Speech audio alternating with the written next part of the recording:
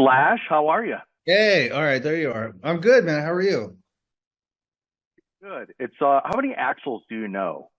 I knew this was going to come up because when I heard your name, I was like, come on. I think one of my kids has a friend named Axel. And that's the only other Axel besides the Axel that obviously that I know. So that's You know Fergie, right? Fergie named her kid I Axel. know that's right. I forgot about that. She named her kid Axel. And that was right around the time that I was actually working with her and she had the baby and said, I'm gonna name him Axel. What do you think? And I was like, yeah, okay.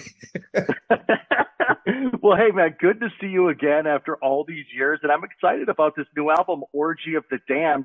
First of all, let's talk about how the title came about, Orgy of the Damned, because I know what the concept is, but I don't know the title meaning. Yeah, well, I mean, the title just came to me. It was actually the only title that I came up with, and I was just thinking about blues and rock and roll and all that, and just remembering what taboo it was considered, especially in the 50s, but even all the way through the 80s. Blues was considered devil's music, and rock and roll was, the PMRC and all this stuff. So I thought if you get a bunch of people together to collaborate on a blues record, it'd be Orgy of the Damned. Does that There you make go. sense? Yeah. Yeah. And what a concept this is, and what a great record this is. Does it make you feel good knowing that you covered these songs for these artists that never got paid back in the day, and that this publishing is going to, go to their estates and basically Yeah, pay them?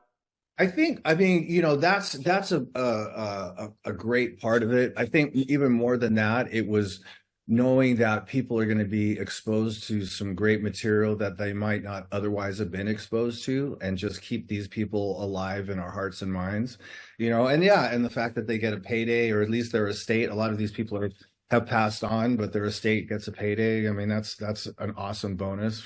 So Yeah. We'll talk about the special guest on this album in just a second, but like you said, people discovering songs that they might not have known. I remember years ago, I bought Dee Snider's solo album, or no, it was his side band, Widowmaker, and I love this song called "Am I Evil?" And then it took me like a year before I realized that's an old blues standard. yeah. That's funny you should say that, because I think Bonamassa covered that song at some point recently. Anyway, but yeah, there's a lot of songs that people cover and they make it so much their own that you don't realize that it is a cover. Green Manalishi, speaking about Peter Green and Oh Well. I mean, I thought Green Manalishi was Judas Priest. I had no idea it was a Fleetwood Mac song at the first time I heard it. Yeah, so you're going to be turning people on to a bunch of songs, and a bunch of your friends collaborated on this. Talk about the first track with Brian Johnson and Steven Tyler on harmonica. Brian singing, Steven on harmonica. There's a good example of a song that like people being exposed to it. I mean, it's been covered a lot over the years, but this is a sort of new take on it. And I as soon as I decided I wanted to cover that song, Brian was the first person that came to mind.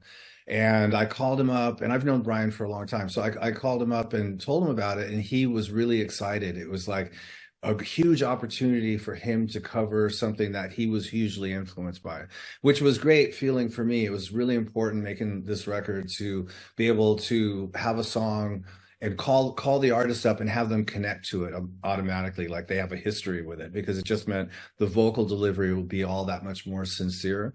Anyway, so Brian was totally into it and had a great time recording it, and it sounded great. And then I heard from Steven Tyler, and I told him I was putting harp on the song, and he said he would put harp on it. So he came down and did this amazing off the cuff harp thing with a little bit of his vocal in there.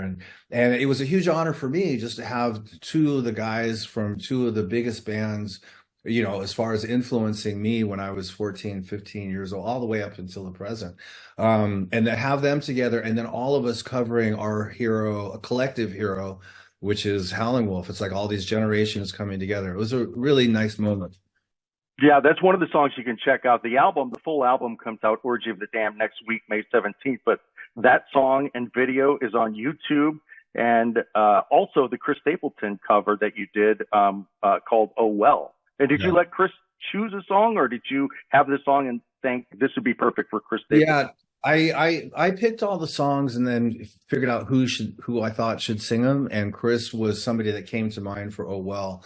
And Oh Well is one of my all-time favorite songs and guitar riffs, and so I called him up, and he and I had actually never met prior to this. And so it was sort of, you just take your chances and see what they say, prepare yourself for rejection.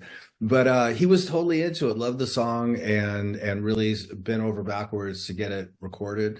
And it was great. And I was really happy that that came to mind, because his kind of delivery is perfect for that song. Very much so. Yeah, for sure. Spot on.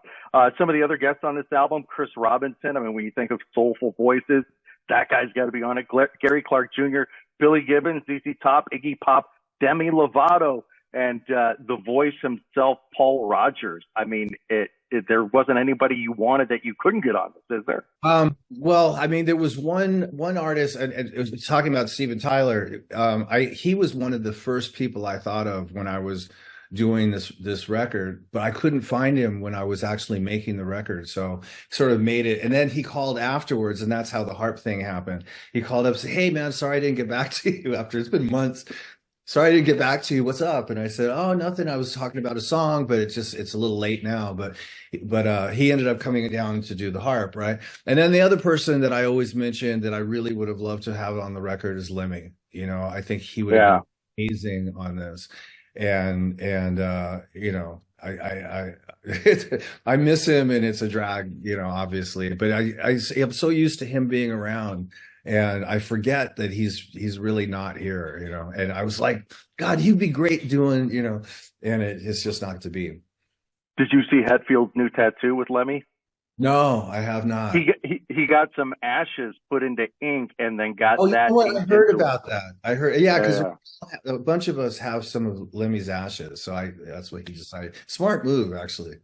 Yeah, well, the really cool tattoo. The tour is going to be just as exciting and interesting as this album. Talk about who you're bringing out on this tour. Well, we got it's a list of a whole list of people. So we got Kingfish, Chris Ingram, who I just did a photo shoot with yesterday, and Samantha Fish. Warren Haynes is on there. Eric Gales is on there. Robert Randolph is on there. Jackie Vincent is on there. Larkin Poe is on there. And it's just different configurations during different sections of the tour. So not all of them at the same time, but I think there's, on any given night, there's about 5 of us playing. So it's going to be really, really, really cool. Yeah, for us here in Atlanta, it's at Chastain, it's Larkin Poe, ZZ Ward, and Robert Randolph. I'm sorry, I forgot. Yeah, and you don't want to miss that, August 8th, and those tickets are available at livenation.com. One last question for you, Slash. Where were you on the night of March 10th, 2024? Do you even remember? March 10th, 2024. That was not that long ago, but I don't know. If I was in right now, I would just be stumped. I felt so sorry for you. I was like, there's no way. It says on the press releases that Slash is going to be at the Oscars, but I'm looking at the tour and I'm looking at your social media. And you're in Seoul, South Korea the night before. Talk about what that crazy couple of days was like. Yeah. Well, hey, let's see. Mark Ronson, who is the guy that wrote the song "I'm Just Kin," and he called me up to record the song months ago. Actually, right when I was finishing this record, the Orgy of the Damned record. So we're talking a year ago. And I said, okay, cool. So I recorded the song. And then fast forward, a bunch of months, and he calls me up and he goes, "Hey, would you be interested in performing the song on the Oscars?" I said, "Oh, that's sort of cool. When is it?" And it was before the tour started. And he goes, "March 10th. And I was like, "Oh man, I'm going to be in Asia. There's just no way, And so then they kept calling and saying, "Well, what if we flew you out?" And I was like, "Well, it's the only 2 days I have off on the whole Asia run. So I suppose, but it was, and it was expensive, blah, blah, blah." Anyway, and I guess Ryan Gosling is the one that finally said, "Look, the only way that this is going to happen is if Slash is here." So he talked to the CEO of Mattel, and Mattel foot the bill to fly me out right after the show in Korea. I show up in time for rehearsal, which is a 1 run through. These guys have been rehearsing all week, right? Right. one quick run through, and then the ceremony starts, and got to sit in the chairs, with all the actors and producers and directors and all that for 3/4 of the ceremony, then get out and go out and perform it for like 23 seconds, I think my part was. And it came together really nicely because rehearsal was not great. I was overwhelmed. I didn't know. First, I had to remember the song, and then there was there was choreography involved and camera movement. Anyway, so do the thing, and then right after that, pack up and fly back to the Philippines. So it was a crazy whirlwind of days, but it was also a really fun experience, and a lot of great people. Wolfgang was there, and Mark Ronson performed, obviously, and Ryan Gosling was fucking awesome. So it was all good. I was wondering who foot the bill for that jet for you to fly from Seoul, South Korea, to LA, and then right back to Thailand. It was Mattel. And the, Yeah. and the CEO of Mattel was actually at the Oscars, and he was really great. And he sent me a bunch of Jurassic Park toys from Mattel and Hot Wheels. So Well, there you go. I told him I like that stuff, right? Yeah. Well, hey, Orgy of the Damned, it's going to be an incredible album. You'll get to hear the whole thing next Friday, May 17th. And of course, don't miss Slash in concert August 8th at Chastain, a venue that you've never played in Atlanta here before. No, but it's apparently really nice, and I'm looking forward to it. It's a summer blues festival. It's going to be awesome. Yeah, it is. It's really nice. And one really, really last thing, like since we mentioned Atlanta and it's here, and this is 97.1 The River. What's one thing in Atlanta that you really look forward to when you come back here? You've been here several times over the years. Netherland haunted house, the Netherworld. Sorry, I said Netherland. Netherworld. It's a haunt that goes on all year long, but it's one of the most amazing haunts in the country, and that's one of the things. The other is the Sunday brunch at the Four Seasons, and this used to be visiting the Walking Dead set, but they're not there anymore. But I mean, and then there was of course assorted strip bars back in the day, but I think I've that was a while back. You've been there, done that. Yeah. Hey, good. Period. I've got a lot of friends in Atlanta, so it's just a cool. There's a million things. I'm shortchanging it by only listing those couple things. There's a lot of great stuff in Atlanta. So. Well, we're excited to see you here August 8th. Good luck with the new album out next Friday, May 17th. Orgy of the Damned / Always a pleasure. Great talking to you, and we'll see you when we're down there.